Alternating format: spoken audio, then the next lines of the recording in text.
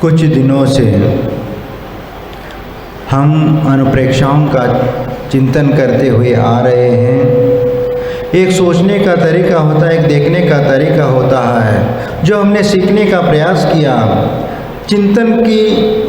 चिंतन जिस दिशा की ओर बढ़ने लगता है, जीवन की दशा पे उसी ओर बढ़ने लगती है।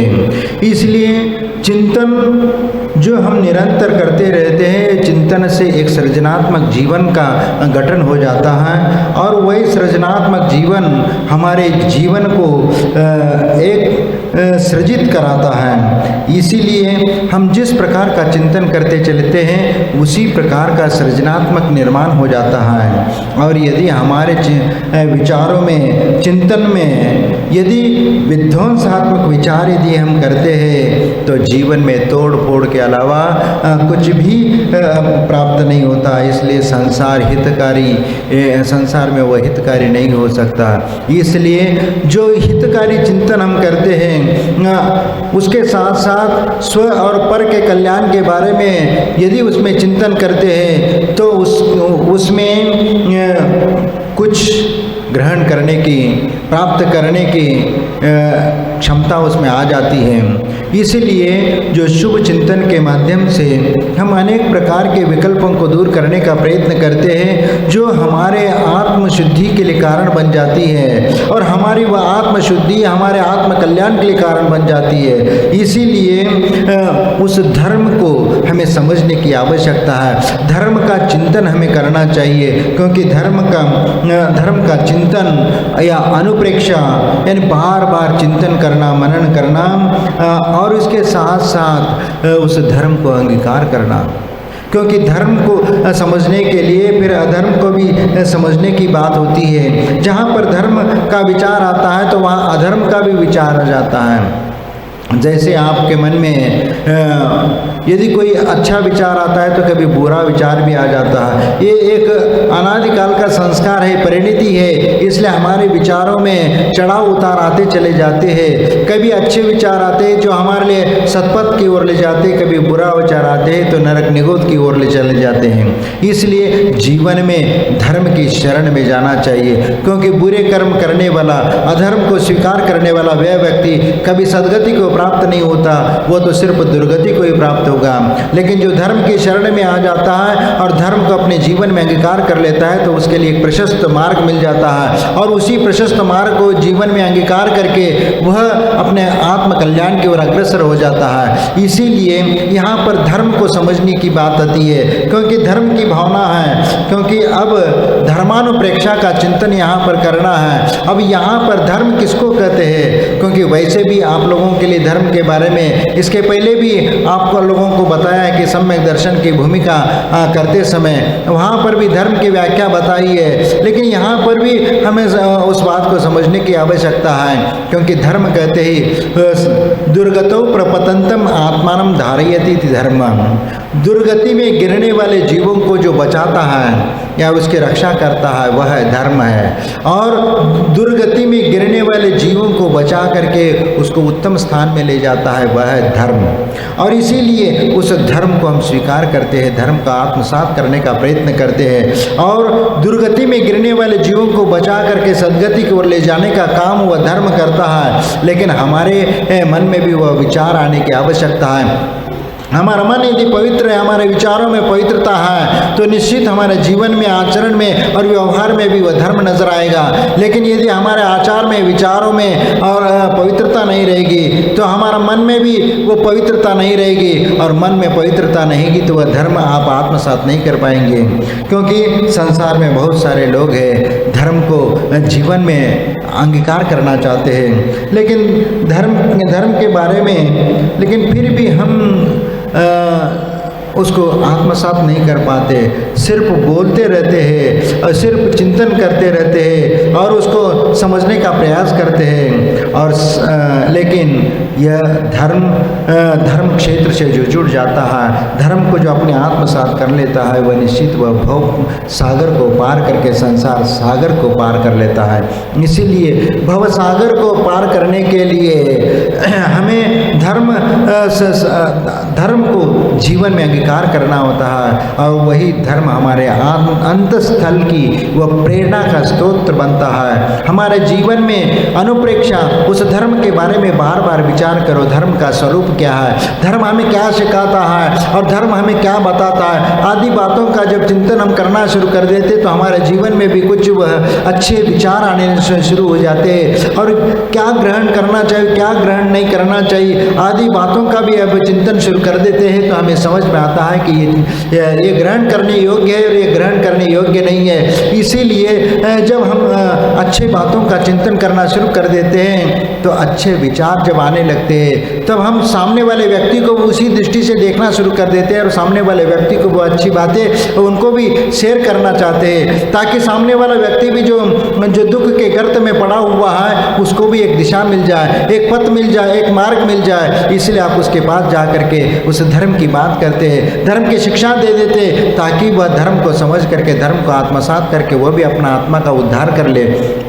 क्योंकि जैन दर्शन सिर्फ अपने कल्याण की बात नहीं करता, अपने हित की बात नहीं करता, वह दूसरों के हित की भी चिंता करता है, परोपकार की भी भावना करता है। इसलिए परस्पर ग्रोह जीवानाम ये बात क्यों कही जाती है, एक जीव यदि किसी का उपकार करता है तो दूसरा जीव भी उसके प्रति कोई ना कोई उपकार करता है। इसलिए सभी का जीवन एक दूसरे के वह पूरक हो जाता है, इसीलिए एक दूसरे के कल्याण में का कारण बन जाते, निमित्त बन जाते हैं। इसीलिए तो हम उस धर्म को अपने आत्मसात करके चलते हैं, क्योंकि धर्म जब आत्मसात करके चलते हैं, हमारे जीवन में अच्छे बुराई के बारे में विचार कर लेते हैं। जब उसमें हम ढूंढने का प्रयास करते हैं कि इसमें धर्म क्या है और अधर्म क्या है, जब हम बार बार अपनी दैनिक चर्या के बारे में उहापोह करने लगते हैं और उसको समझने का प्रयत्न करने लगते हैं, तो हमें समझ में आता है कि ये सही चीज़ है या गलत चीज़ है। सही और गलत का निर्णय भी हमारे मन के द्वारा होने लगता है। हमारे मन में वह एक धर्म की छाप ऐसी पड़ जाती है कि हम अच्छे बुरे कर्म को समझने लगते हैं। और कई बार हम ये भी कहते हैं कि कई बार हम यदि गलत काम की ओर यदि किसी निमित्तवश या परवश होकर के जाने लगते हैं तो आपका अंतरात्मा कहती है कि भैया ये तो अधर्म है। आप लोभ लालच में आकर के इस अधर्म को स्वीकार करोगे, एक क्षणिक कुछ समय के लिए आप ग्रहण करोगे तो, लेकिन बहुत दीर्घ काल के लिए तुम्हें दुख भोगना पड़ सकता है। अल्प समय के लिए या एक क्षण के लिए आप अधर्म को स्वीकार करते, लेकिन उसका फल एक वटवृक्ष के बीज के समान है। जब एक वटवृक्ष का छोटा सा बीज जब योग्य भूमि में बोआ जाता है तो कालांतर में उसमें एक विशाल वटवृक्ष का निर्माण हो जाता है। उसी प्रकार जो हम अच्छे कर्म करते या बुरे कर्म करते, उसका फल भी उस वटवृक्ष के बीज के समान हमें प्राप्त हो जाता है। इसलिए हमें उस बात को याद करना है, उस बात को समझना है कि यदि हमने जीवन में गलत विचार हमारे मन में आ गए या हमने कोई गलत विचार करते हुए किसी का अहित करने का भी मन में विचार किया, तो समझ लेना वह एक छोटा सा पाप कर्म भी आपने कर लिया, तो वही पाप कर्म तुम्हारे जिंदगी में भविष्य में वह लाखों करोड़ों गुनी फल दे करके सामने आएगा। क्योंकि उस समय तुम पछताओगे कि मैंने ऐसा कौन सा कर्म किया था, ऐसा कौन सा पाप किया था जिस प्रकार मुझे कष्ट भोगना पड़ रहा है, आदि आदि की बातें आप करने लगते हैं। क्योंकि संसारी प्राणी धर्म करना चाहता है, लेकिन धर्म करना नहीं चाहता, लेकिन धर्म का फल जरूर चाहता है। इसीलिए लेकिन पाप छोड़ना नहीं चाहता, पाप को भी साथ में रखना चाहता है और धर्म को भी अपने साथ में रखना चाहता, लेकिन एक म्यान में दो तलवारें कभी रह नहीं सकती। इसीलिए इस संसारी प्राणी की हमेशा अपेक्षा रहती है और हमेशा इसी प्रकार का वो भाव करता रहता है। और नीतिकारों ने भी कहा है कि पुण्यस्य फलम इच्छन्ति पुण्यम नेच्छन्ति मानवा फलम नेच्छन्ति पापस्य पापम कुर्वन्ति यत्नता। यानी संसारी प्राणी हमेशा पुण्य के फल की वांछा करता है, लेकिन पुण्य करना नहीं चाहता, पुण्य करना नहीं चाहता। जहाँ पर पुण्य करने की बात आती, धर्म करने की बात आती, व्रत नियम संयम आदि पालन करने की बात आती है, तो वहाँ पीछे हटने लगता है और धर्म से दूर रहने का प्रयत्न करता है। और लेकिन जब उसका लेकिन फल तो चाहता है। पुण्य से फलम इच्छन्ति, पुण्य के फल को चाहता है, लेकिन फलम नेच्छन्ति पापश्च पापम कुर्वन्ति यत्नता। ये संसारी प्राणी पाप के फल को चाहता है, पाप के फल को नहीं चाहता, लेकिन पाप करता चला जाता है। क्योंकि जिंदगी में जो भी कर्म करता चला जाता है तो वहाँ तो वो पाप कर्म ही नजर आता है। इसीलिए जब वो पाप की प्रवृत्ति समाप्त नहीं होती तो पुण्य कहाँ से मिलेगा। लेकिन जो आपने अपनी ज़िंदगी में जो पाप कर्म किए हैं और जो हमने गलत काम किए हुए उसका कर्म बंध हमने आत्मा के साथ कर लिया, लेकिन उस कर्म का उदय जब आ जाता है और वह जब दुख देना शुरू कर देता है, तब आप सोचने लगते हैं कि मैंने ऐसा कौन सा कर्म किया कि इस प्रकार का कष्ट मेरे जीवन में आया है, और इस प्रकार का दुख, इस प्रकार का कष्ट मुझे कितना दुख देने वाला है, कितना पीड़ा देने वाला है। आदि आदि की चर्चा हम करने लगते हैं, आदि आदि हम बात करने लगते हैं, लेकिन उस समय विचार नहीं करते। जिस समय हम पाप करते हैं उस समय हम विचार नहीं करते, फिर भी हमें वो समझ में बात नहीं आती। और सब जानते हुए भी जानबूझ के अंध बने आंकन बांधी पाटी, वह उन गुड़ियों का खेल जैसे खेल खेलते रहते हैं कि जिस प्रकार छोटे बच्चे आंख में पट्टी बांध करके अंधे बनने का जब खेल खेलते हैं और उसमें जानबूझ के अंध बने हैं, आंकन बांधी पाटी और आंख पर पट्टी बंधी है, और वह अंधे तो है नहीं लेकिन अंध बनने का ढोंग आपने किया है। उसी प्रकार हम संसार में जानबूझ करके भी हम धर्म क्या है अधर्म क्या है समझते हुए भी आंखों के ऊपर पट्टी बांध करके हम अधर्म करते चले जाते हैं और अधर्म को अपने जीवन में ही आत्मसात करके चलते हैं, क्योंकि वो उनको लगता है कि मैं इसके बिना जी नहीं सकता, इसके बिना रह नहीं सकता, इसके बिना मेरी जिंदगी बनी नहीं सकती। इसीलिए उस अधर्म को अपने साथ में ले करके रहता है। लेकिन जब उस अधर्म करते हुए कई समय व्यतीत हो जाता है और उसका जब कर्म बंद और उसके साथ जो आपने अच्छे बुरे कर्म किए उसका जो कर्म बंद हो जाता है, जब उसका उदय आता है तब वह रोने लगता है। कोई बीमारी आ जाती है और असह्य वेदना होने लगती है तो तब विचार करता है कि मैंने ऐसा कौन सा कर्म किया था, इस प्रकार का कष्ट मुझे सहन करना पड़ रहा है। और वह ये विचार करता है कि ये इतना पाप मैंने किया है कि इतना कष्ट मुझे हो रहा है, और यहाँ तक कि जीने मरने की तक बात आ जाती है। कई बार तो हताश होकर के अपनी जान गंवाने का विचार करने लगता है। कितने अशुभ विचार उसके मन में आने लगते हैं कि जीना भी उसको आसार लगने लगता है, क्योंकि इतनी बहुमूल्य जीवन को प्राप्त करने के उपरांत भी उसको आसार नजर आने लगता है, क्योंकि वह अपने जीवन में वह देखता है कि अब मेरा जीना मुश्किल हो रहा है, जीना हराम होता जा रहा है। और हो सकता है सामने वाला व्यक्ति उस बात को क्योंकि यदि मान लीजिए आपने किसी से पैसा लिया, उधार लिया, कर्जा लिया और उसको कर्जा नहीं चुका पा रहे, तो आपको लगता है कि पिंड छुड़ाने का कारण एक ही है कि चलो हम अपने जीवन को समाप्त कर लें।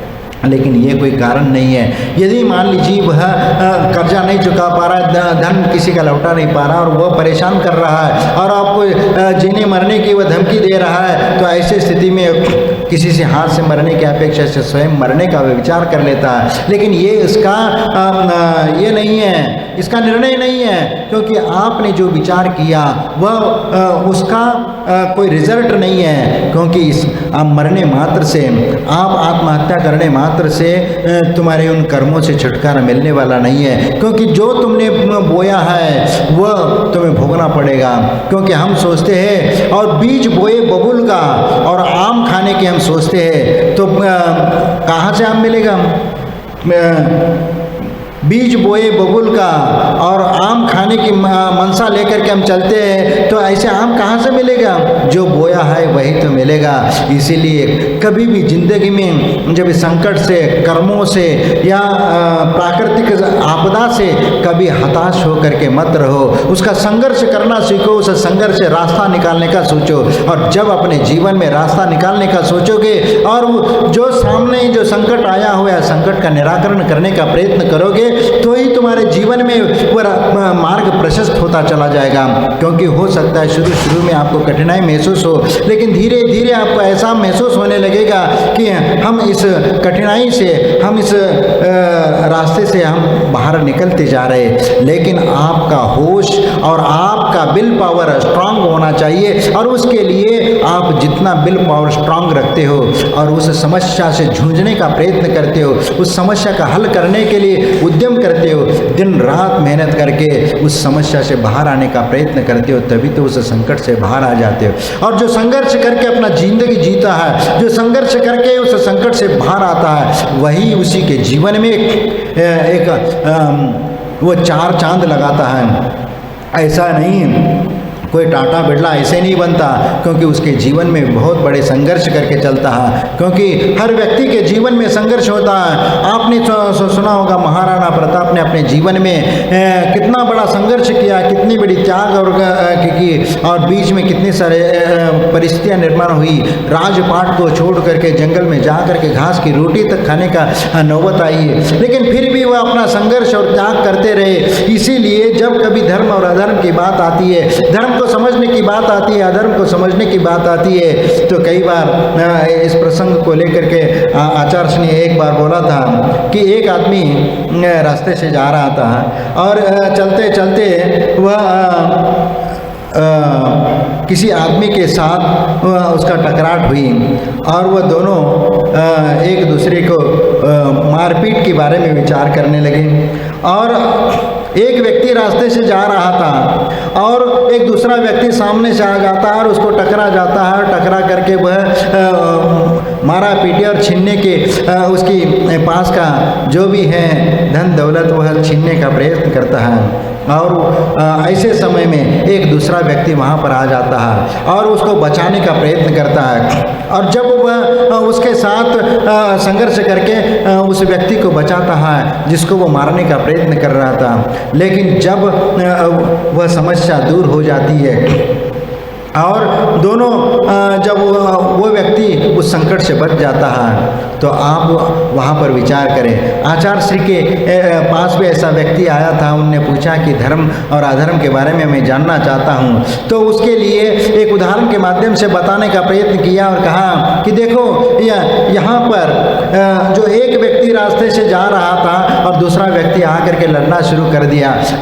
कर दिया तो उसमें एक तीसरा व्यक्ति आकर के उसको बचाता है।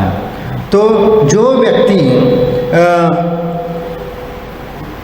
परेशान कर रहा था, मार रहा था, वो व्यक्ति के बारे में वो विचार करता और एक व्यक्ति मदद करने वाले व्यक्ति के बारे में विचार करता है। एक के बारे में अच्छा विचार करता और एक के बारे में बुरा विचार करता है कि यो तो मेरी मारना चाह रहा था, ये तो व्यक्ति गलत है, ये व्यक्ति अच्छा नहीं है, ये बुरा व्यक्ति है। इस प्रकार वह विचार करने लगता है और दूसरे व्यक्ति के बारे में अच्छा समझने लगता है, क्योंकि ये संत पुरुष है, एक सज्जन पुरुष है, ये मेरी जान बचाई, मेरे धन लूटने से इनने बचा दिया।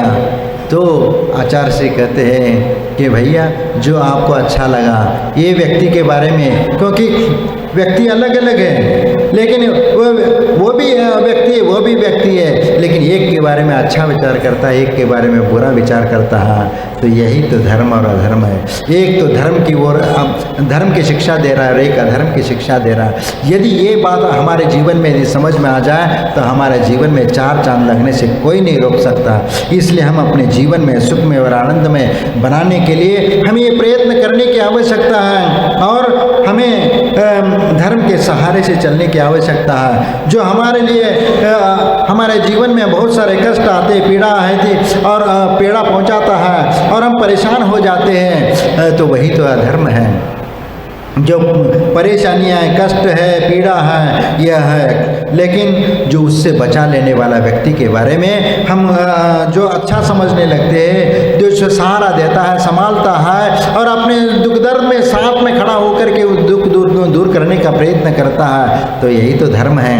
वह अपना कर्तव्य का पालन कर रहा है। एक परिवार में जैसे मियाँ बीबी रहते हैं, तो मियाँ बीबी रहते हैं तो एक दूसरे के पूरक बन करके रहते हैं, एक दूसरे का सहारा बन करके रहते हैं कि और जीवन भर एक साथ जीने मरने की कसमें खा करके वह शादी विवाह के बंधन में बंध जाते हैं और वह विचार करने लगते हैं कि हम सुख में शांतिमय जीवन व्यतीत करेंगे।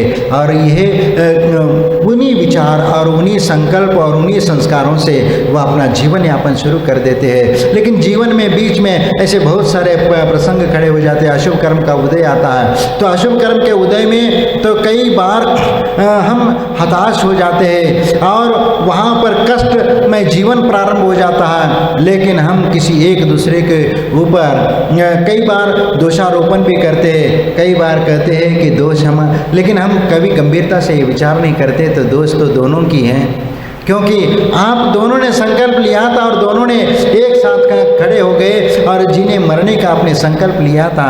लेकिन जीने मरने की जगह लड़ाई झगड़ा जब शुरू हो जाती है तो यही तो धर्म और अधर्म की बात भी आ जाती है, क्योंकि एक व्यक्ति अच्छा विचार करता है और यदि हो सकता है यदि दोनों में समता भाव नहीं है तो हो सकता है एक सही है और एक गलत, ऐसा भी हो सकता है। तो इसीलिए क्योंकि ये तो है कि दो व्यक्ति यदि लड़ रहे हैं, झगड़ा कर रहे हैं, कोई ना कोई है तो उसमें कोई ना कोई एक व्यक्ति की तो गलती तो हो सकती है। ऐसा तो नहीं कि दोनों व्यक्तियों की गलती हो सकती है, लेकिन बात तो है कि एक सही और एक गलत हो सकता है वह अपने आप को, लेकिन दोनों व्यक्ति अपने आप को स्वयं समझते हैं, स्वयं मैं ही सही हूँ और वो भी समझता है मैं ही सही हूँ, लेकिन वास्तव में उसमें से कौन सही और कौन गलत है इसका निर्णय तो हम तो नहीं कर सकते।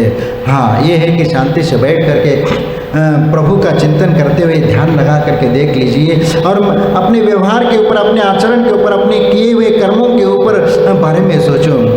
जो हम बात कर रहे हैं, जो हम लड़ाई झगड़ा कर रहे हैं, उसमें हमारी क्या गलती है, या हमने उनके लिए कोई अशुभ असभ्य वचन तो हमने बात तो नहीं करी, या गलत शब्द का उपयोग तो नहीं किया, या किसके कारण यह झगड़ा शुरू होने के लिए कारण क्या था, उस गहराई पे जाने जाएंगे तो मालूम पड़ेगा कि कौन।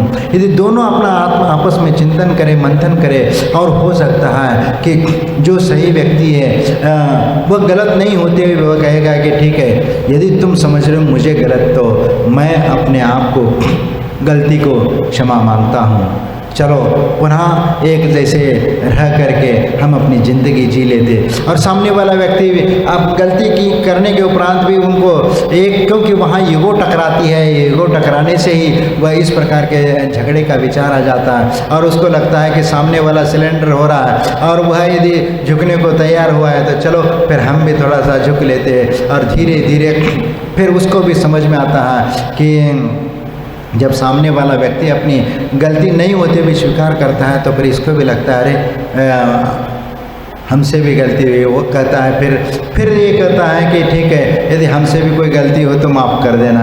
दोनों एक दूसरे के क्षमा मांग करके पुनः वह शांति से जीना प्रारंभ कर देते। यही तो अपनी गलती को पहचान करे और सही और गलत का निर्णय यदि करना शुरू कर देते। और अपने जीवन में कभी अहंकार की पुट आने मत देना, क्योंकि अहंकार आ जाता है जहाँ पर एक प्रकार का ईगो टकराता है तो वहाँ पर कषाय उत्पन्न हो जाते। और कषाई हमारे लिए संसार के लिए मूल कारण है, संसार के गर्त में ढकेलने के लिए वो कारण बन जाते हैं। इसलिए हमें उन कषायों से बचने का प्रयत्न करो।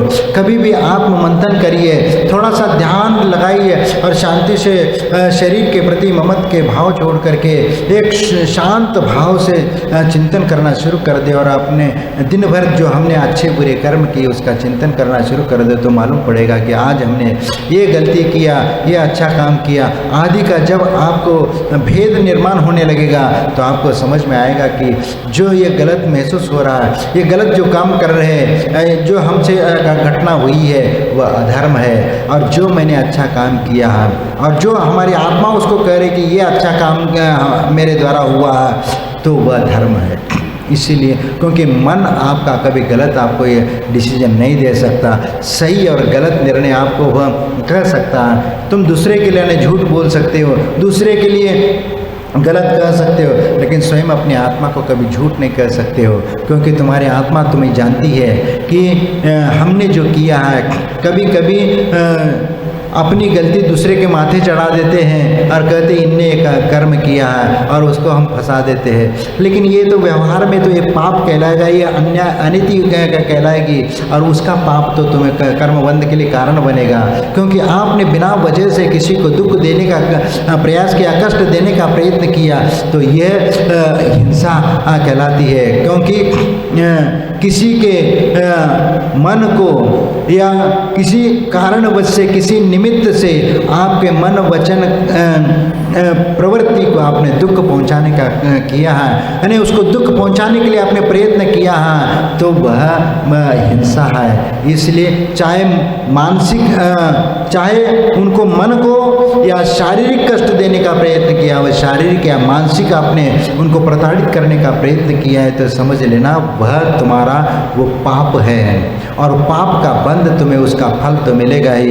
इसीलिए हमें उस धर्म के सहारे से चलना है, धर्म को अपने आत्मसात करके चलना है, क्योंकि जीवन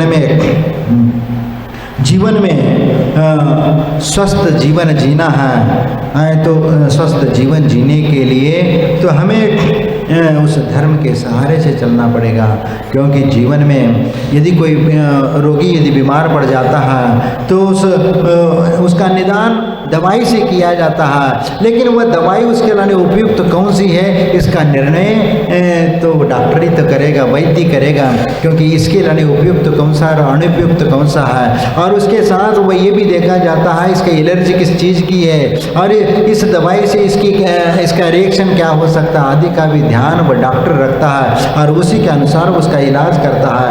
और जब उसकी सही औषधि है तो वह सही औषधि को ग्रहण कर लेता है, और वह उस दवाई को देता है और उसको बचाने का प्रयत्न करता है।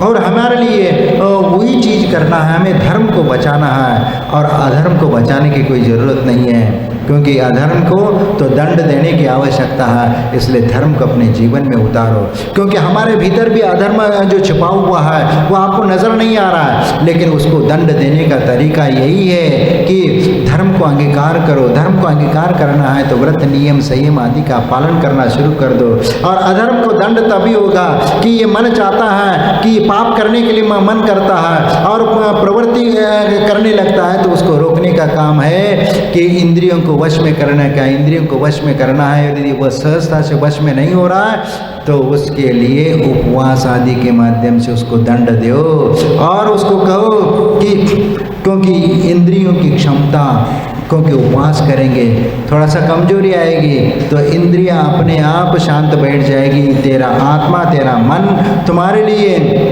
अब कहना शुरू कर देगा भैया आज तो कोई काम करने का मन ही नहीं है, और इसीलिए उस पाप से वो बच जाता है। पाप से बचने का तो यही तो तरीका है। अनशन औमोदर व्रत परिसंख्यान रस परित्याग वेत के शय्यासन काय क्लेश बाह्यम तपय, बाह्य तप क्यों कहा है? उपवास करना, अनशन करना और व्रत परिसंख्यान आदि साधुओं के लिए क्यों कहा? और इसी प्रकार श्रावक भी गृहस्थ भी वह अपने जीवन में वह पाप से बचने के लिए और इंद्रिय विषयों से बचने के लिए वह पर्व के उपवास वह करता है। चाहे अष्टमी हो, चौदस हो, अष्टानिक हो, नंदीश्वर दीप अष्टानिक पर्व हो, या दशलक्षण पर्व हो, या रत्नत्रय विधान हो, 16 कारण भावना हो, आदि सभी का वह चिंतन करता है, और वह सभी को आत्मसात करने का प्रयत्न करता है, और उसके लिए वो उपवास आदि संकल्प करता है। या कर्म दहन विधान कर्म दहन के उपवास करता है, या 1234 वो उपवास भी करता है। तो इस प्रकार वो अपने जीवन में कम से कम अपने आत्मा को शुद्ध करने के लिए, अपने मन और वचन काय को शुद्ध करने के लिए वह धर्म के शरण में चला जाता है, और धर्म को आत्मसात करने के लिए वह सब कुछ करने को तैयार हो जाता है। जब आपका मन जब धर्म से जुड़ जाता है और विश्वास हो जाता है कि धर्म ही हमारा जीवन को सभी प्रकार के दुखों से मुक्त करा सकता है, एक बार विश्वास हो जाता है तो फिर आप अपनी पूरी जिंदगी अपने दांव में लगा करके धर्म को कभी भी छोड़ने का मन नहीं करोगे, और उसी को अपना करके आखिरी जीवन लीला को भी समाप्त करने के लिए तैयार हो। कुछ दिनों से हम अनुप्रेक्षाओं का चिंतन करते हुए आ रहे हैं। एक सोचने का तरीका होता है, एक देखने का तरीका होता है, जो हमने सीखने का प्रयास किया किसी प्रकार की बाधा न आ जाए और इसीलिए उसमें कोई दोषारोपण न हो जाए, इसीलिए हम शरीर त्यागने के लिए तैयार हो जाते हैं, क्योंकि धर्म को रक्षा करने के लिए तो हम उसकी शरण में आ जाते हैं। और इसीलिए तो धर्म को बचाने वाला वह व्यक्ति एक बार भी शुद्ध भाव से मन वचन काय से संलेखना को धारण कर लेता है तो 7-8 भाव में वह अपने आत्मा का उद्धार कर लेता है। इसीलिए तो संलेखना एक आत्म कल्याण का मार्ग प्रशस्त कराता है। इसीलिए हमें उसको लेकर के चलते हैं और जीवन में धर्म के सहारे से जब चलते हैं और धर्म आपके जीवन में, क्योंकि आपकी बीमारियों को ठीक करने वाला है, आपकी बाधाओं को दूर करने वाला है, तो हम उस धर्म रूपी औषधि का सेवन करते हैं और बुराई और विकृतियों को छोड़ते हुए ओज और तेज के माध्यम से जीवन में मजबूती लाने का प्रयत्न करते हैं और ऐसी औषधि रूपी धर्म की महिमा हम गाते रहते हैं और अपने जीवन में उसको उतारने का प्रयत्न करते हैं। इसलिए किसी ने कहा है, लिखा है, यातूरम दुर्लभम सर्वम नानर्गम भुवनत्रये तद्वस्तु स्वयं आयाति धर्मात् करतलेन नाम। यानी तुम्हारे पास यदि धर्म है तो दुनिया के किसी वस्तु के पीछे आपको भागने की जरूरत नहीं है, क्योंकि जो दुनिया में जो भी दुर्लभ चीज है, जो आपको वो प्राप्त नहीं हो सकती, ऐसी चीज जो तुमसे बहुत दूर है, दुर्लभ है, अत्यंत कठिन है और अत्यंत कीमती है, लेकिन वह कीमती भी है, दूर भी है, दुर्लभ भी है, वह चीज भी तुम्हें प्राप्त होगी तो वह धर्म के माध्यम से तुम्हें प्राप्त होगी, क्योंकि दुनिया की ऐसी चीज नहीं है जो धर्म के द्वारा हासिल नहीं कर सकते हो। इसीलिए तो राजा महाराजा चक्रवर्ती की विभूति जो प्राप्त होती है वो धर्म के माध्यम से ही होती है, जो धर्म को लेकर के चलता है और धर्मानुभावना का चिंतन निरंतर वह करता रहता है और वही शुभ विचार करता रहा, प्राणी मात्र के कल्याण की चर्चा करता, अहिंसानुव्रत का वो चिंतन करता रहता है और ये सब शुभ विचार करते करते तो अपने जीवन को जीवन यापन करता है। इसलिए अपने जीवन में धर्म से बढ़कर कोई चीज नहीं है, इसलिए धर्म के सहारे से वह जलना शुरू कर देता है और ये संसार नाशवान है और ये अस्थायी है और धर्म एक शाश्वत है। और धर्म और जो ऐसी दुर्लभ सामग्रियां हैं, दुर्लभ वस्तुएं हैं जो आप पाना चाहते थे, वह वस्तुएं भी अपने आप उस धर्म के माध्यम से तुम्हें प्राप्त हो जाती है। इसीलिए धर्म एक ऐसी चीज है, क्योंकि ये संसार तो नाशवान है, संसार में नाशवान संसार में क्या है, स्थिर क्या है, क्योंकि संसार में कोई स्थिर नहीं है, ये चंचल है, नाशवान है, नष्ट होने वाली चीज है। लेकिन संसार में एक चीज स्थिर है, वो कौन सी चीज है? ये नीतिकारों ने कहा, चला भूमि चला प्राण चला पर्वत मंदिरे चला चले च संसार धर्म एको ही निश्चल। यानी इस संसार में चला भूमि, ये भूमि भी चलायमान है, और चला प्राण, हमारा प्राण भी चलायमान है, क्योंकि कभी भी समाप्त हो सकता है, और ये पर्वत भी चलायमान है, क्योंकि ये पर्वत भी हमेशा एक जैसे नहीं रह सकते। पर्वत चलायमान है, भूमि चलायमान है, प्राण चलायमान है। संसार में और भी जितने भी वस्तुएं हैं वे सब क्षणभंगुर है, चलायमान है, नष्ट होने वाली है, अस्थिर है। धर्म एको ही निश्चल है, धर्म एक ही निश्चल है, स्थिर है। जहाँ पर भी चले जाओ धर्म को याद कर लो तो धर्म तुम्हारे साथ आएगा। लेकिन सांसारिक ये कोई भी वस्तु, कोई भी संपदा, कोई भी चीज़ें तुम्हारे साथ नहीं आने वाली है, क्योंकि ये सब चंचल है, नश्वर है, नाश होने वाली चीज़ें है। इसलिए चला चले च संसार है, संसार में सभी वस्तु चला चल वाली है। अभी आगे तो बाद में चले गए, आए गए, क्योंकि कुछ समय के लिए ठहर गए, लेकिन हमेशा ठहर कोई भी नहीं सकता। तुमने जन्म धारण किया तो तुम्हें मरना भी पड़ेगा, और यदि तुमने मरण को प्राप्त किया तो जन्म भी धारण करना पड़ेगा।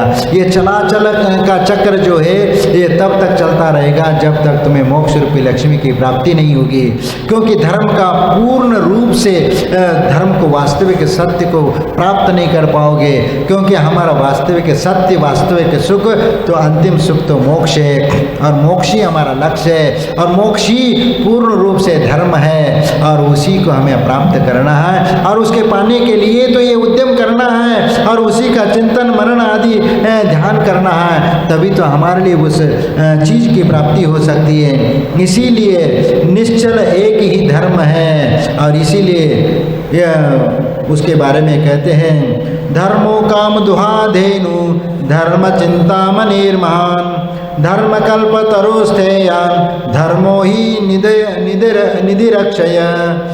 यानी धर्म ही कामधेनु है। कामधेनु का मतलब क्या? कामधेनु यानी अपनी इच्छा को पूर्ण करने वाली धेनु यानी गाय। गाय यानी एक चमड़ी गाय भी होती है, या और भी इसको कामधेनु को लिए अपनी इच्छाओं को पूर्ण करने वाली, वह धन देने वाली वह कामधेनु गाय है। और महान चिंतामणि है, धर्म ही महान चिंतामणि है, क्योंकि धर्म चिंतित वस्तु को देने वाली है। आप जो चाहोगे धर्म के द्वारा सब कुछ प्राप्त हो जाएगा, लेकिन धर्म को कभी मत छोड़ना। धर्म छूट गया तो छूट गया। इसलिए आपको मालूम है कि एक बार जब हनुमान जी वह राम सेतु का निर्माण चल रहा था, और राम सेतु का निर्माण चल रहा था, वहाँ तो एक गिलहरी भी अपना काम कर रही थी, उसमें सहयोग कर रही थी। वह धूल में जा करके अपने शरीर में धूल लपेट करके आती है और उस सेतु के ऊपर आ करके अपने धूल छिड़काती थी। और उसको देख करके रामचंद्र जी ने उसको प्यार से हाथ फेरा, इसलिए उस गिलहरी के ऊपर 3 लकीरें नज़र आती है। एक कहावत है और कहा जाता है कि वह की वह लकीरें हैं। ठीक है, जो भी है, लेकिन उस समय एक और घटना हो जाती है, क्योंकि हनुमान जी ये सोच रहे थे कि चलो अब ये सेतु का निर्माण करना इतना सामान्य तो है नहीं, लेकिन अब क्या करें, हम अपना भक्ति के माध्यम से कुछ दिखाना पड़ेगा, चमत्कार करना पड़ेगा, क्योंकि इतनी पूरे समुद्र को पाट करके वहाँ इतना सारा मलबा ला करके कहाँ से कैसे डालेंगे, इतना कहाँ से आएगा। इसलिए उनने सोचा चलो, और उन्होंने राम का नाम उस पत्थर पर लिख करके राम कह करके उसको छोड़ना शुरू कर दिया। और जैसे छोड़ा, पानी में वह तैरने लगा तो फिर और वह एक राम राम लिख करके उसका छोड़ने लगा। तो दूर से ये रामचंद्र जी देख रहे थे, ये हनुमान जी क्या कर रहे हैं। उन्होंने देखा कि ये पत्थर के ऊपर कुछ लिख रहा है और कुछ बोलता हुआ वो छोड़ रहा है, और पानी के ऊपर वो पत्थर तैर रहा। तो रामचंद्र जी को आश्चर्य हुआ। तो धीरे से वह हनुमान जी के पास आए और उसके पीछे खड़े हो गए, और पीछे खड़े हो गए। उन्हें देखा कि राम ये शब्द लिखा, राम शब्द लिखा, और राम कह करके उसको छोड़ रहा है। तो रामचंद्र जी ने विचार जी किया कि अरे ये तो बहुत अच्छा तरकीब है। यदि राम कहने से यदि ये पत्थर तैरने लग जाए तो ये सेतु तो बहुत जल्दी तैयार हो जाएगी। और ऐसा ही कर लेते तो वो वहाँ से थोड़ा खिसक जाते हैं और थोड़ा सा दूर जा कर के वो एक पत्थर उठा लेते और उसमें स्वयं अपना नाम लिख देते राम, और राम कह करके उसको छोड़ दिया। छोड़ते ही वह डूब जाता है, और डूब जाता है तो वह सकपका गए, अरे ये मेरे हाथ से। तो उनने कहा कि कोई गलती हुई होगी, चलो दूसरा ले लेते। दूसरा उनने ऐसे नाम लिख करके छोड़ने का प्रयत्न किया, वो भी डूब गया। एक नहीं, दो नहीं, 3-4 पत्थर डूब गए। अरे ये तो गड़बड़ है। तो वह हनुमान जी के पास चले जाते हैं। वह कहते हैं, हनुमान जी क्या कर रहे हो?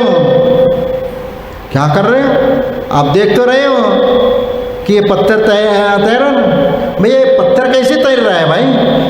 तो पत्थर तो डूब जाता है, तो ये कैसे तैर रहा है? भगवान आपकी कृपा से, मेरी कृपा से ये पत्थर तैर रहा है।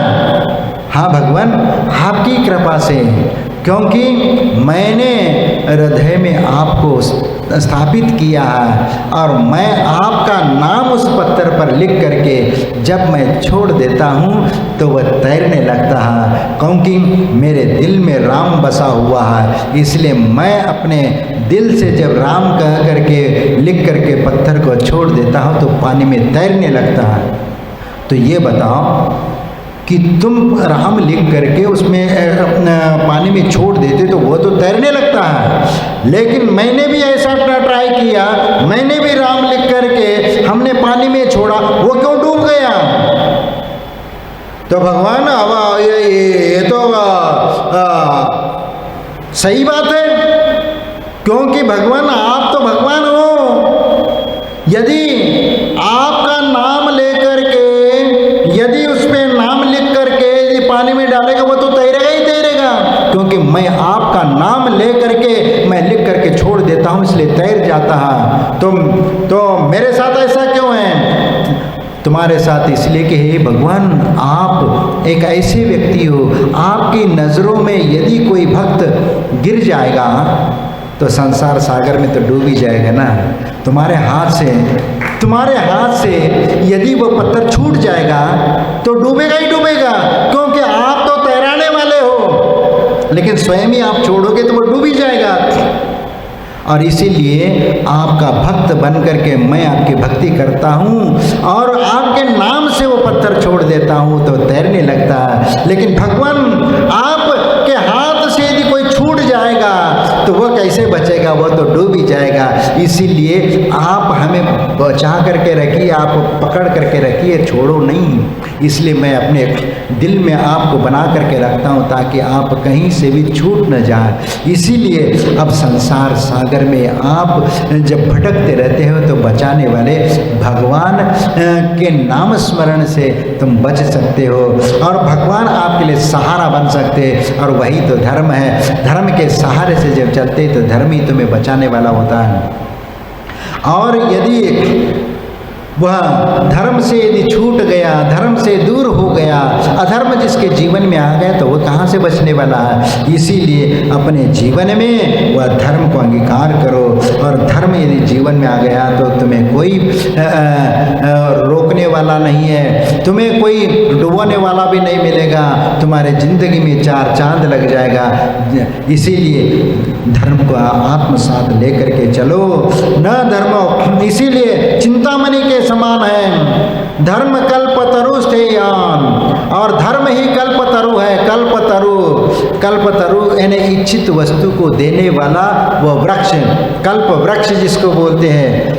कल्पतरु का मतलब कल्प वृक्ष, इच्छित वस्तु को देने वाला वह वृक्ष है। काम दुहा, काम धेनु, धेनु यानी संपदा है, वह धन है, और वह धन देने वाली, वह इच्छित वस्तु को देने वाली वह गाय है। गाय जिस प्रकार आप पालते हो तो दूध देती है, उसी प्रकार ये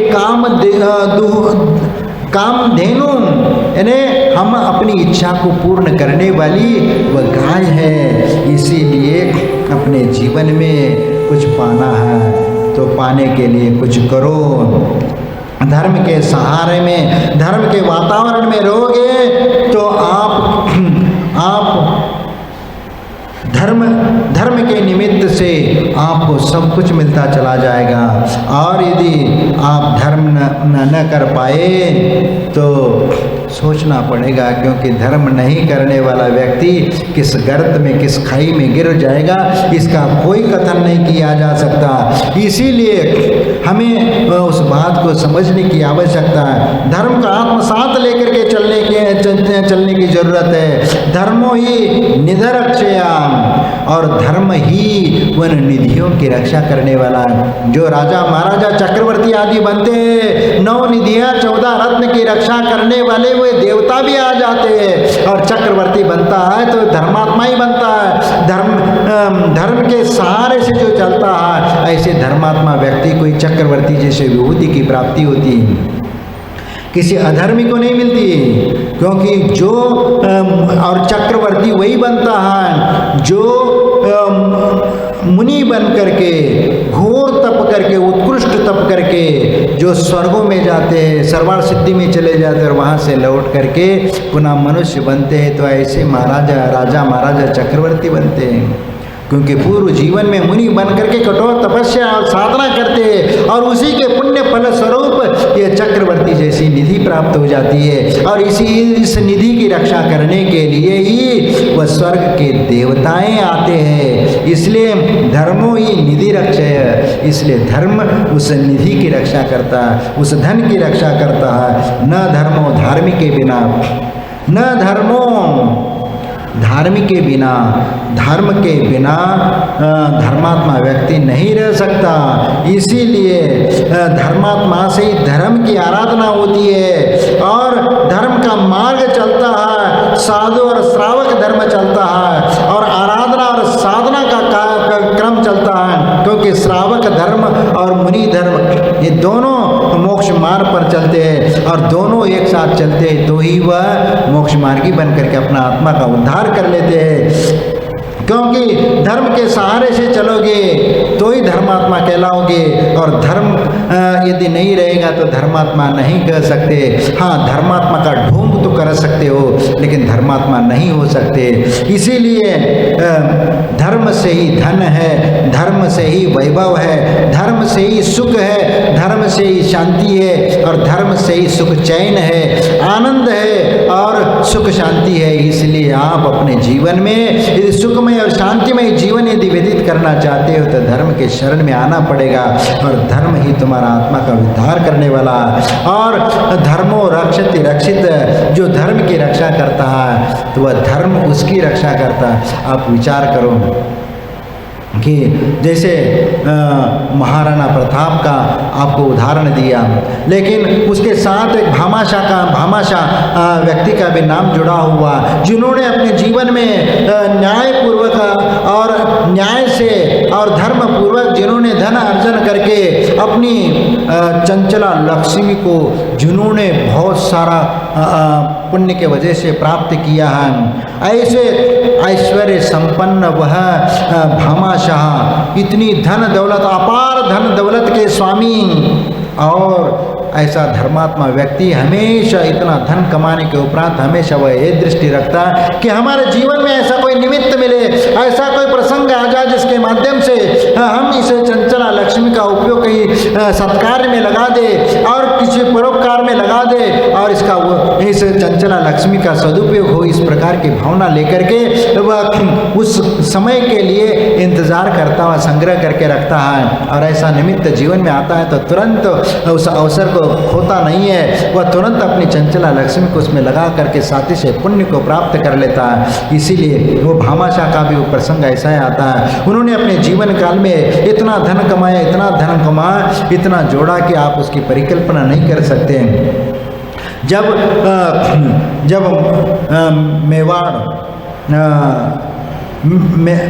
मेवाड़ में जब महाराणा प्रताप वहाँ के उस राजा थे तो उस समय उनके ऊपर धर्म संकट आया और धर्म को छोड़ करके और राजपाट को छोड़ करके वह जंगल में जा करके रहने का प्रसंग आ गया और जंगल में घास की रोटी खा करके अपने ज़िंदगी जीना शुरू कर दिया।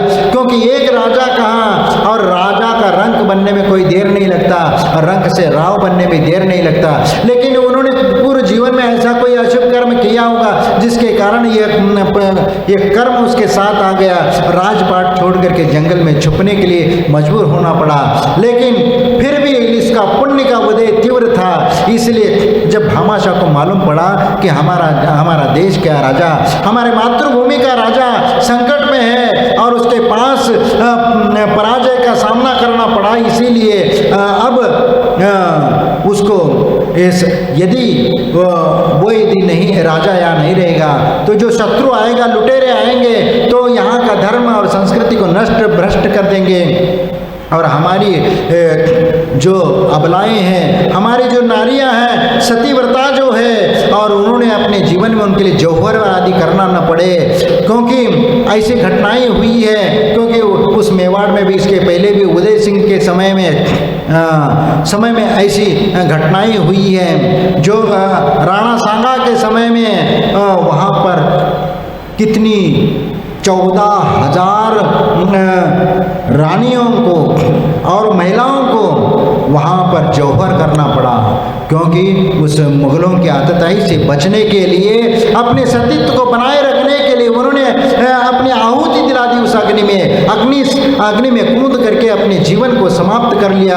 कई ने तो जहर खा करके अपना जीवन को समाप्त कर लिया। तो इस प्रकार वह अपना जीवन को समाप्त कर लिया, क्योंकि यदि परचक्र का आक्रमण हो जाता है या कोई म्लेच्छ व्यक्ति यदि आक्रमण करके देश के ऊपर हावी हो जाता है तो फिर उस देश और हमारी देश और संस्कृति को बचाना बहुत कठिन हो जाता है। इसीलिए भामाशाह ने अपनी मातृभूमि की रक्षा करने के लिए जो अपार धन दौलत कमा करके रखी थी और वह पूरा ले जा करके वह जंगल में ढूंढते हुए चले गए और वहाँ जंगल में जा करके भामाशाह ने वह महाराणा प्रताप के सामने गए कि महाराज, आपको चिंता करने की जरूरत नहीं है और आप हमारे इस मातृभूमि के राजा हैं और आप राजा ही रह करके पुनः इस राज्य को हासिल करने के लिए आप प्रयत्न करिए, और लेकिन उसके लिए धन की जरूरत है तो धन की आप चिंता करने की जरूरत नहीं है। और उन्होंने कहा कि पूरे धन उनके सामने ला करके रख दिया और कहा कि ये ले लीजिए और पुनः सैन्य शक्ति को बढ़ाइए और पुनः राज्य को हासिल कर लीजिए। और वह महाराणा प्रताप उसको देख करके गदगद हो जाता और वह कहता है कि भैया, ये तुम्हारा धन है, मैं कैसे ले लूँ इसको? तो भामाशाह ने कहा कि महाराज, ये मेरा धन नहीं है। फिर किसका धन है भाई? नहीं, ये धन जो है ये राष्ट्र का धन है, ये देश का धन है। मेरा धन तो बाद में भी होगा कि मैं तो दोबारा कमा लूँगा, लेकिन ये देश चला जाएगा, धर्म चलाएगा, संस्कृति चली जाएगी तो मेरा जीना कोई काम का नहीं है। इसीलिए इस देश धर्म की रक्षा करने के लिए योग्य पुरुष आप ही हो और आप ही इस मातृभूमि की रक्षा कर सकते हो। इसलिए पूरा धन ये राष्ट्र का है और इससे यदि देश बच सकता है, राष्ट्र सुरक्षित रह सकता है तो न्योछावर है। और पूरा धन के पिटारे और इतना धन था कि 25,000 की सेना को 12 साल तक बैठ करके खिला सके, इतना धन उस जमाने में उन्होंने महाराणा प्रताप के सामने अपना धन रखा। और पुनः उस महाराणा प्रताप ने उस धन से उन्होंने एक नई सेना खड़ी कर दी और उसके उपरांत उस मेवाड़ को पुनः अपने हासिल कर लिया और राज्य को सही जगह स्थापित कर लिया। ये होता है कि इस चंचला लक्ष्मी का देश रक्षा के लिए भी यदि आप उसका उपयोग करते हो और लेकिन इस देश को बचाने के लिए हम अपनी चंचला लक्ष्मी का उपयोग करते हैं, मातृभूमि की रक्षा करने के लिए और अपनी संस्कृति और सभ्यता की रक्षा करने के लिए हम अपने धन न्योछावर कर देते हैं। लेकिन कभी हम उस राष्ट्र से, उस देश से कभी अपेक्षा नहीं करते कि उसके बदले में हमें भी कुछ प्राप्त हो जाए, हमें भी कुछ मिले।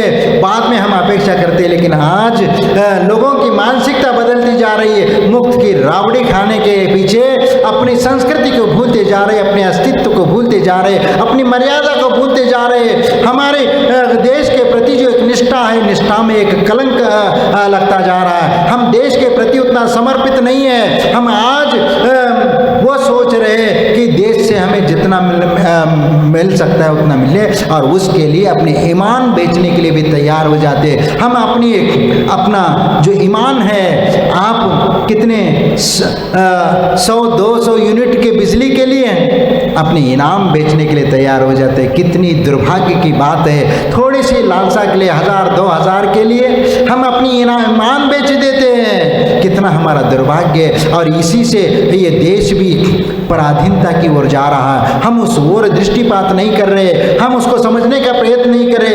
इसके माध्यम से देश कितने उसमें कर्ज की खाई में गिरता चला जा रहा है, क्योंकि ये नेता लोग क्या फ्री में तो देते नहीं, आपको दे रहे, सामने से दे रहे, लेकिन उल्टे हाथ से वो आपसे ही ले रहे, क्योंकि आपको तो कहेंगे कि भाई तुम्हारे लिए फ्री, बोनस में आपको दे रहे, लेकिन कहीं दूध 2 रुपये 3 रुपये बढ़ा देंगे, पेट्रोल को बढ़ा देंगे, या और जो आपके जीवन आवश्यक जो चीज़ें हैं, सिलेंडर का 1 रुपये बढ़ा दिया तो वो पैसा तुमसे ही वसूल कर रहे। लेकिन ये हमें समझ में नहीं आता। मुफ्त के एक बार में 5 साल के लिए उनको स्थापित करने का विचार करते हो। लेकिन ध्यान रखो, हमेशा देशभक्ति के देशभक्त उस संगठन को, पार्टी को देख करके हमें ये करना चाहिए, उनको खड़ा करना चाहिए, तभी वह देश सुरक्षित रह सकता है। इसीलिए तो यहाँ पर वही बात आती है कि भामाशाह ने जिस प्रकार दानवीर की उपाधि उसी महाराणा प्रताप ने उनको दे दी कि तुम जैसा दानवीर इस देश के लिए जरूरी है, क्योंकि आप है तो ये देश सुरक्षित है, नहीं तो ऐसे दानवीर यदि नहीं रहेंगे तो देश सुरक्षित नहीं रह सकता। और देश के और कुछ पैसों के लालच में देश की गुप्त जानकारी यदि भारत देता है तो वह इससे बड़ा गद्दार कोई नहीं हो सकता। इसीलिए ऐसे गद्दारों से भी देश असुरक्षित हो जाता है, इसलिए ऐसे लोगों से भी बचने की ज़रूरत होती है। इसलिए हमें ये विचार करना है, क्योंकि यहाँ धर्म की बात करते हैं तो धर्म कितने प्रकार का है, धर्म को समझने की भी आवश्यकता है। क्योंकि धर्म कहते ही हम धर्म तो कई प्रकार से उसका कथन करते हैं, क्योंकि जैन दर्शन में तो धर्म को अनेक रूपों में कथन किया गया है। इसीलिए लेकिन उसका मूल उद्देश्य तो अहिंसा परमो धर्म है। लेकिन फिर भी वहाँ पर एक वत्तु स्वाहो धम्मो खमादि भावो यदसवियो धम्मो रैन तयम च धम्मो जीवानम लक्षणो धम्मो। वस्तु का स्वभावी धर्म है, 10 लक्षण धर्म है, और क्षमादि धर्म है, यानी जीवों की रक्षा करने का धर्म है। अहिंसा परमो लक्ष्य धर्म है। इसलिए यहाँ पर जीवों की रक्षा करना ही हमारा धर्म है। इस प्रकार धर्म तो अलग अलग ढंग से कथन करते हैं, लेकिन मूल में सार हमारा वही है, उद्देश्य हमारा वही है, आचरण हमारा वही है, लक्षण भी हमारा वही है। इसलिए अपने जीवन में उस धर्म को उतार करके चलना है। और इसीलिए यहाँ पर अच्छा आज उसका पाठ नहीं किया है, पाठ कर लेते हैं। हाँ, तो पाठ भूल गए थे इसलिए रह गया, तो हम उसका पाठ कर लेते हैं। अब यहाँ पर 12 अनुप्रेक्षा का चिंतन यहाँ पर करना है और उसको समझने का प्रयत्न करना है। क्योंकि यहाँ पर जब अपने जीवन में आचार विचार में पवित्रता आती है, तब हमारे विचारों में पवित्रता आती है, तो धर्म का पालन होने लगता है। जब मन शुद्धि, वचन शुद्धि, काय शुद्धि, आहार जल शुद्ध है, तो अपने आप धर्म का पालन भी होता है। क्योंकि आप जब आहार की शुद्धि करते हैं तो आपकी विचारों की शुद्धि भी आती है, क्योंकि वहाँ मन की शुद्धि भी आएगी, मन की शुद्धि यानी विचारों की शुद्धि आएगी, और काय की शुद्धि यानी अपने शारीरिक शुद्धि, और ये भी हो जाती है व्यवहार शुद्धि। व्यवहार में भी शुद्ध हो जाता है, बोल चाल में, आप खान पान में और आदि व्यवहार में भी सब प्रकार की शुद्धि हो जाती है। तो उस अहिंसा धर्म का पालन अपने आप होने लगता है। इसीलिए गृहस्थ जीवन में अष्टमूल गुणों को पालन करते हुए, 6 आवश्यक क्रियाओं का पालन करते हुए वह गृहस्थ अपना गृहस्थ धर्म का पालन करता है। और वह धर्म श्रावक धर्म भी और मुनि धर्म भी, दोनों प्रकार का वह धर्म का कथन शास्त्रों में किया गया है। धर्म अनुव्रतों को ग्रहण करने वाला वह श्रावक धर्म है, और मुनि धर्म को पालन करने वाला वह मुनि धर्म है। इसीलिए इन धर्मों का पालन करते हुए जीवों की रक्षा का भाव, करुणा, न्याय नीति रूप करते हुए, जीवों की रक्षा करते हुए जब चलते हैं, तभी तो धर्म सुरक्षित रह जाता है। क्योंकि धर्म सिर्फ चर्चा की वस्तु नहीं है, धर्म वह जीवन में आचरण की वस्तु है, जीवन में उतारने की है, वह एक जीवन का अंग है। इसलिए रत्नत्रय की आराधना करते हुए जो अपने जीवन में धर्म को उतारता है, वही वह अपना आत्मा का कल्याण कर सकता है, वही अपने क्रोध, मान, माया, लोभ आदि कषायों के ऊपर जीत सकता है। और यदि आपके मन में क्रोध आता है तो समझ लेना कि क्रोध करेंगे तो क्षमा धर्म का पालन नहीं होगा, और क्षमा धर्म नहीं आएगा तो वह धर्म तुम्हारे भीतर नहीं आएगा। इसलिए क्षमामय धर्म है, और क्षमामय धर्म को आत्मसात करके हमें चलना है। इसीलिए उन 12 अनुप्रेक्षा का 12 भावनाओं में ये अंतिम भावना है, धर्म भावना है, यानी धर्मानुप्रेक्षा है, और उसका हम पाठ करते हुए हम करेंगे। बंधु श्री अरिहंत पद वीतराग विज्ञान,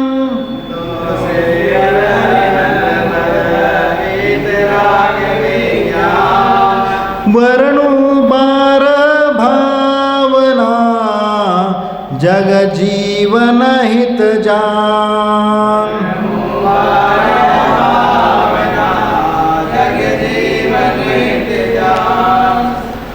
मोह और मिथ्यात्व, नहीं वो अलग है। धर्म अहिंसा परमो धर्म ही सच्चा जानो,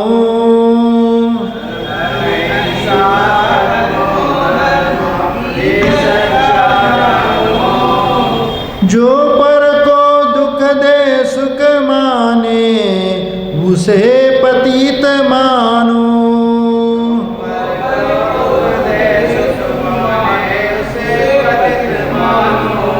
राग द्वेष मद मोह घटा आत्म रुचि प्रगटावे,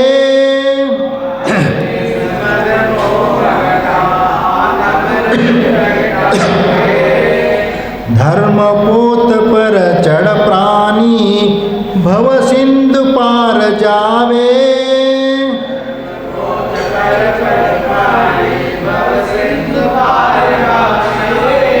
यहाँ पर 4 पंक्तियाँ कुछ दूसरे भी हैं, हो सकता है ओरिजिनल के पार्ट भेद करके किसी ने लगा है, क्योंकि वहाँ पर कोई कुछ अलग चीज़ें थी तो थोड़ा सा बदल करके उसमें लिखा है, क्योंकि उसमें कुछ क्रिटिसाइज़ थी उन पंक्तियों में, इसलिए उस क्रिटिसाइज़ को हटा करके लिखा है। लेकिन यहाँ पर आचार्य ने भी जो लिखा था तो उस ढंग से इसको यहाँ पर ये करते हैं। मोह और मिथ्यात्व भावना ने जग को लूटा,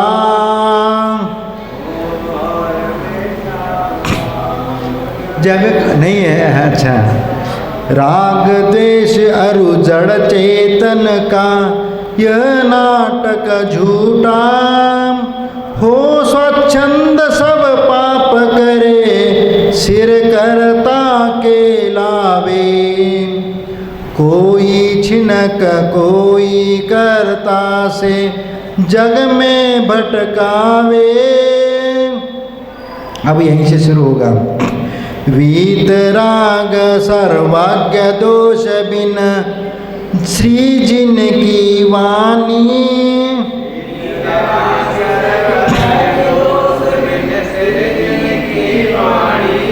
सप्त तत्व का वर्णन जामे सबको सुखदानी,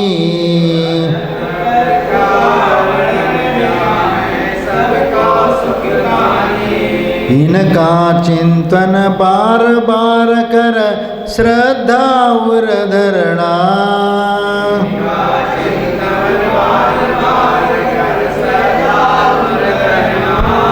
मंगतैसी यतन ते एक दिन भव सागर तरणा।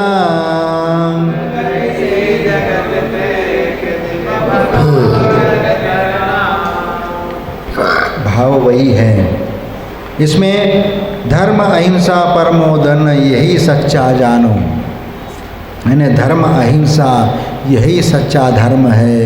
मोह और मिथ्यात्व भावना ने जग को लूटा, मोह और मिथ्यात्व ने इस जग दुनिया को लूटा है, क्योंकि मोह के कारण ही हम अपनी मर्यादा को भूल जाते हैं और हम स्वार्थ से प्रेरित होकर के अपनों के लिए हम कुछ अच्छा करना चाहते और द्वेष के कारण किसी शत्रु को हम अनिष्ट पहुंचाना, दुख पहुंचाना चाहते हैं, किसी को सुख पहुंचाना चाहते हैं, किसी को दुख पहुंचाना चाहते हैं। और उसी मिथ्यात्व के कारण, इसी मोह भावना के कारण ही इस जग को हमने लूटा है, यानी जग को लूट करके हमने पाप कर्म का संचय किया है। इसलिए राग द्वेष और जड़ चेतन का यह नाटक झूठा, राग और द्वेष, क्योंकि मोह के कारण हम राग और द्वेष करते हैं, किसी के प्रति राग करते हैं, किसी के प्रति द्वेष की भावना करते हैं। और ये जड़, ये जड़ यानी शरीर है, यह चेतन का नाटक है, यानी आत्मा का यह शरीर के साथ ये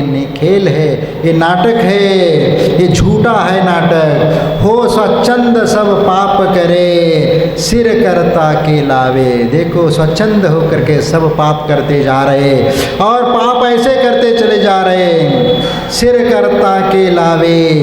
अब यहाँ पर कैसे, यानी यह स्वच्छंद हो करके ये सब पाप करते चले जा रहे और अपने पर पाप करने का कर्ता वह प्राप्त कर रहे हैं। कोई छिनक कोई कर्ता से जग में भटकावे, कोई छिनक कोई कर्ता से जग में भटकावे, क्योंकि धर्म पोत पर चढ़कर प्राणी भव सिंधु पार जावे।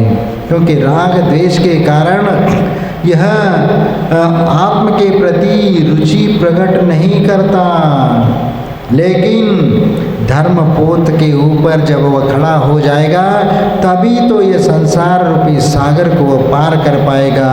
इसलिए कोई छिनक कोई कर्ता से जग में भटकावे, ये जग में दुनिया में भटक रहा है किस वजह से?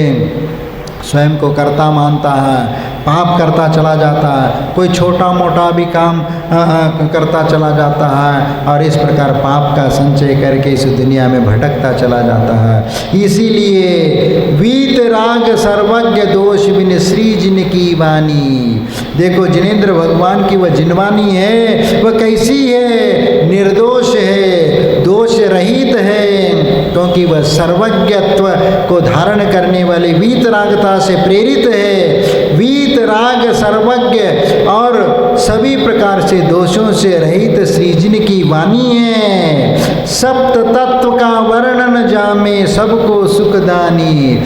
सात तत्व का वर्णन जिसमें किया गया है और वह सभी के लिए सुख देने वाली है और आनंद देने वाली है, इसीलिए सभी का दुख हरण करने वाली है। इसलिए इसका चिंतन बार बार कर श्रद्धा उर धरना। इसलिए बार बार इसका चिंतन करते हुए उसके प्रति श्रद्धा के भाव रखना और यही श्रद्धा हमारे लिए मंगत इसी जतनते एक दिन भव सागर तरना। और इसी श्रद्धा के कारण मंगत यानी मंगत राय जी स्वयं अपने आप को संबोधित करते कहते हैं कि हे मंगत राय जी, यानी स्वयं अपने आप को कि जतनते एक दिन इसको सुरक्षित करो, श्रद्धा को सुरक्षित करके यत्न के साथ उसको सुरक्षित रखो, अपने दिल में रखो और भव सागर को पार करो। और यही तो तुम्हारे भव सागर को पार करने के लिए कारण है। नहीं है तो ये जीवन क्षणभंगुर है। इस क्षणभंगुर जीवन में आपको कितने दिन जीना है? तुम ये कहते जाओ आज नहीं कल मैं कर लूँगा, बाद में कर लूँगा, ऐसे कहते हुए आप उस धर्म को ग्रहण करने से टालते रहते हो। आज व्रत नहीं है, बाद में देख लेंगे, बाद में धर्म कर्म करना है तो अभी जिंदगी पड़ी है, ऐसा सोच करके आप चलते हो। लेकिन नहीं, धर्म का कोई भरोसा नहीं। जब मृत्युशैया सामने आ जाती है तब धर्म करने की स्थिति में नहीं रहते। इसलिए जब से आपका जीवन शुरू हुआ तब से धर्म को अपने आत्मसात करने का शुरू कर लो। बूढ़ापे में या मरणोन्मुख अवस्था में कभी तुम धर्म को नहीं कर सकते।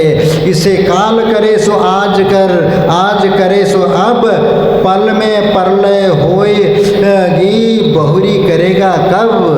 क्योंकि हमारे लिए तो यही कहते हैं कि भैया काल जो करना है, कल जो करना है वह आज करो, आज जो करना है अभी कर लो, अभी जो करना है तुरंत कर लो। पर में प्रलय होए, किस समय भूकंप आ जाए या प्रलय आ जाए, कब ये जीवन लीला समाप्त हो जाए इसका कोई भरोसा नहीं है। इसलिए किसी भी शुभ कार्य में देरी मत करो।